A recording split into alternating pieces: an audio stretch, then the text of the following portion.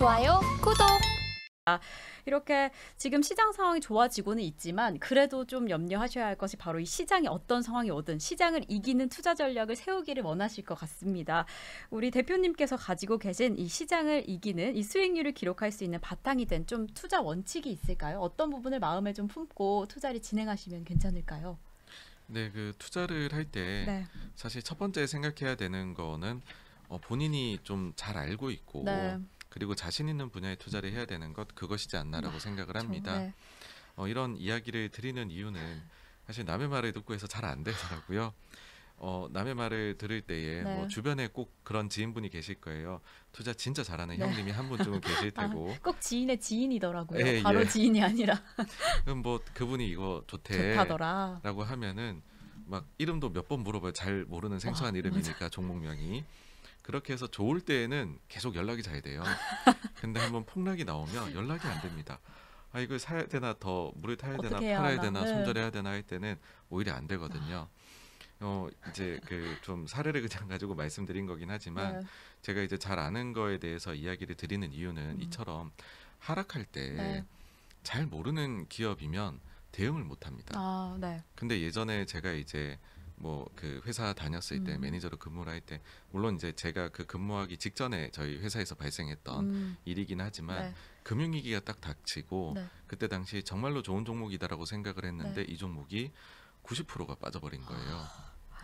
그런데 당시에 그 회사에서는 여기에 네. 대해서 확신이 있었던 거죠. 아. 너무 좋은 회사고 네. 이 일 가지고서 회사의 근본 경쟁력은 전혀 타격을 안 입을 것 같다. 라고 해서 이제 보유를 했었고 네. 그 회사가 나중에는 어마어마한 수익률을 안겨다 줬거든요. 그 예를 들어서 지금 말씀드린 게 유진테크라는 기업인데 네. 한번 차트를 보시면 나올 겁니다. 네. 금융위기 직전하고 터지고 난 후 네. 그 다음에 그로부터 한 5년 이후에 주가가 어떻게 됐냐를 보시면 10분의 1 토막에서 다시 이제 그 어마어마한 수익률이 나온 거를 보셨을 있을 텐데 이 말을 드리는 것 자체가 그러니까는 확신이 있으면 그렇죠. 10분의 1 토막이 나도 버틸 수가 있는 것이죠. 네. 그리고 반대로요. 이익이 나기 시작을 할 때 우리가 제일 이제 우리 이제 실수를 하는 것이 뭐냐 하면 잘 가고 있는 거를 너무 빨리 수익을 실현하는 것이거든요. 그러니까는 그 다른 사람의 말을 듣고 할 때는 한 20% 오르면 너무 기분이 좋죠. 네. 팔고 싶습니다. 그런데 그 회사에 대해서 내가 정말로 잘 알고 있으면 네. 그러면은 이건 사실은 훨씬 더 갈 수 있는 종목인데 라는 거를 알 수가 있겠죠. 네. 그래서 또 수익을 우리가 더 많이 올리기 위해서도 잘 알고 있어야 된다는 것이고요. 요거는 제가 이제 일을 할 때 제가 매수를 했었고 신고했던 종목이니까 이제 말씀을 드릴 수가 있는 건데 당시에 제가 이제 5,000원에서 10,000원 사이에 JYP 엔터를 매수를 했었고 저희가 거의 한 2대 주주로 이제 10% 가까이 지분을 취득을 했었어요. 네. 근데 그게 계속 올라가 가지고서 결국에는 지금 이제 이번 증시까지 오면서 10배까지 주가가 올랐는데 근데 그 과정에서 처음에 생각했었던 것들이 사실 지금까지 다 회사에서 실현을 한 거거든요. 이 정도까지 예측을 하신 건가요? 당시에 이제 그때 당시에는 회사가 청담동 쪽에 그 사무실도 네. 빌려가지고서 있었는데 그때 저희가 최고 경영진하고 여러 차례 미팅을 했었을 때 이미 이렇게까지 할 것이다라는 거를 계획을 가지고 있었습니다. 그래서 그런 점을 봤었을 때에 회사가 정말 말한 대로 된다라고 하면 이 정도로 성장이 가능하겠다라는 것이 있었죠. 그래서 만약에 그런 부분이 없이 저도 얘기를 듣고 했었다 그러면 한 12,000원, 3,000원 됐으면 충분히 큰 이익이다 하고. 예, 네. 아마 다 팔았을 것 같아요. 사실 그런 경험이 있으니까 말씀을 네, 드리는 그렇죠. 거거든요. 네. 정말 어떤 종목이라고 이야기는 못 드리지만은 잘 샀어요. 정말 네. 잘 샀는데 이거 나중에 주도주가 되거든요. 근데 저희가 너무 빨리 여기서 내려버렸었던 실수를 범했던 적이 있어서 네. 그래서 더더욱 이걸 말씀을 드리는 네. 거고요.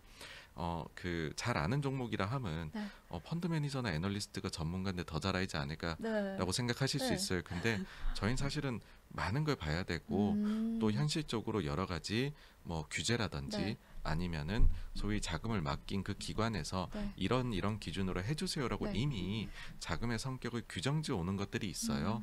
그럼 거기에 맞춰서 해야 되는 한계들이 있습니다. 근데 개인 투자자분들은 그런 게 전혀 없으시다라는 거 하나 하고요. 또 한 가지는 뭔가 이 매수하고 매도를 하실 때 그 종목을 고를 때 네.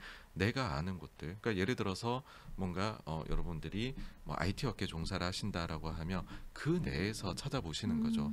근데 그 거기에서 찾아가지고서 뭔가 아이디어가 나오게 되면 그거는 애널리스트나 아니면은 그런 이제 펀드 매니저보다도 네. 뭐 실제로 그걸 매일 하시는 분인데 아. 저희가 어떻게 그걸 이기겠어요. 제일 잘 아시는 거거든요. 근데 너무나 안타깝게도 정말로 많이 보는 게 IT 하시는 분들이 우리나라 IT는 미래가 없어라고 하시면서 바이오를 그렇게 하세요.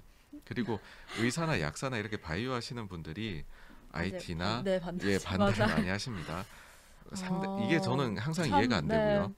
그래서 꼭 본인이 그 이제 보통 투자는 이거는 이제 재테크로 부업을 하시는 거니까 그런 점들에서 본인이 훨씬 그 경쟁 우위가 있는 거거든요. 네. 그걸 꼭 살리셨으면 네. 좋겠습니다. 근데 사실 요즘엔 자사주를 가지고 계시지 않은 분들도 되게 많잖아요. 그런 네네. 입장으로 좀 접근해 보면 자기가 가장 잘 아는 분야, 가장 관심 있는 분야를 좀 접근하시면 좋을 것 같은데 그런 점들이 뭐 손익이 발생하던 발생하지 않던 좀 대응하기도 좀 편하실 것 같다라는 생각이 듭니다. 그런데 이제 관심 있는 분야를 찍고 봤을 때 좀 확인해야 할 포인트나든지 뭐 수치 같은 것이 있을까요? 뭐 실적을 봐야 하는지 아니면 뭐 기업의 거래량을 봐야 되는지 이런 기본적인 어떤 수치가 좀 있을까요? 저는 네. 이게 사실은 기술적인 좀 공부를 해야 되는 네, 부분들이 네. 있잖아요. 뭐 재무도 봐야 네. 되고, 그다음 회계도 봐야 되고, 기업 가치 평가는 어떻게 해야 될 거냐 이런 것까지 봐야 되는데 네. 실은 이런 부분들은 조금 전문적인 음. 게 들어가다 네. 보니 상당히 많은 시간을 쏟아 부어야지 네. 여러분들께서 일정 수준 이상으로 가실 수 있습니다. 네. 이거는 선택인 것 같아요. 이걸 내가 몇 년 동안 공부를 해가지고서 나는 이것까지도 바탕으로 해서 투자를 하겠다라고 하시면은 하셔야 되는 네. 부분일 거고요. 그게 아니다라고 하면은 저는 이제 팁을 두 가지를 드리고 싶은 네. 게 있습니다. 첫 번째 팁은 뭐냐 하면은 그 본인이 그 업계에서 어떤 그런 이제 뭐랄까요, 기준을 한번 설정해 보시는 거죠. 가령 A라는 산업이 있으면 이 산업은 내가 좀 아는 산업인데 네. 이 산업에서 정말로 대단한 기업이 되려면 그 가라는 전략도 썼으면 좋겠고 나라는 전략도 쓰고 있고 다라는 식으로 인사관리도 했으면 네. 좋겠고라고. 그러니까 기업부터 보지 마시고요. 본인이 그런 내가 최고 경영자야. 경영 전략을. 아니면 내가 이 기업의 주인이 될 거야. 그러면은 최고 경영자를 아니면 회사가 어떤 식으로 흘러갔으면 좋겠어라는 거를 한번 가감 없이 적어 보시는 거죠.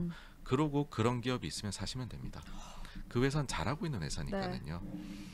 그 다음에 두 번째로는요. 그런데 그러면은 너무 이제 주식 우리가 시장하고는 상관없이 회사만 좀 바라보는 그런 우를 범할 수도 있잖아요. 그럴 때 최대한 그 실수가 많이 이제 큰 실수가 나올 만한 거를 좀 줄여줄 수 있는 거는 포트폴리오를 짜시라는 겁니다. 네. 그러니까 아무리 좋아 보이는 곳이다라고 할지라도요. 이거는 우리가 현실입니다. 제가 예전에 회사에서 어떤 경험이 있었냐면은 여기도 이제 최고 경영진 미팅을 여러 번 했었고 너무너무 이 경쟁 우위가 느껴지더라고요. 네. 그래서 전사적으로 한번 이 회사는 매수를 해보자라고 하고 그날 헤어졌어요. 네. 근데 그날 밤에 그 회사 공장이 전소가 됐습니다. 그래서 1년 반 동안 와. 거래 정지에 들어갔거든요. 알 수가 없습니다. 정말. 그런 부분까지 저희가 이렇게 컨트롤할 수 있는 건 아니잖아요.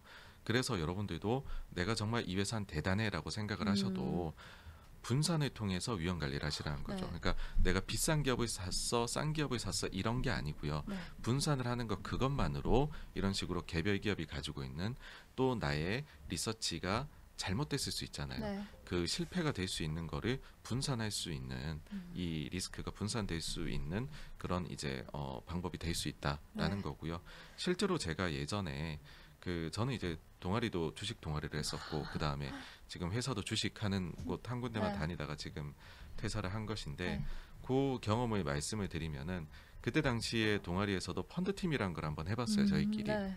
그때 다 생각이 다르고 다 본인이 주식을 잘한다고 생각을 할 거잖아요. 근데 제가 거기 팀장이라고 이렇게 해 시키면 저를 싫어하기만 하겠죠. 그래서 어떤 생각을 했냐면 기준만 정해줬어요. 근데 그게 이런 종류의 사라가 아니라 기준은 뭐였냐 하면은 전체적으로 아무리 좋아하다 이제 5명이면 20%씩 나눠서 하는 네. 거예요. 근데 그 20% 중에서 아무리 많이 사도 한 종목이 좋아 보여도 5% 이상은 안 되게.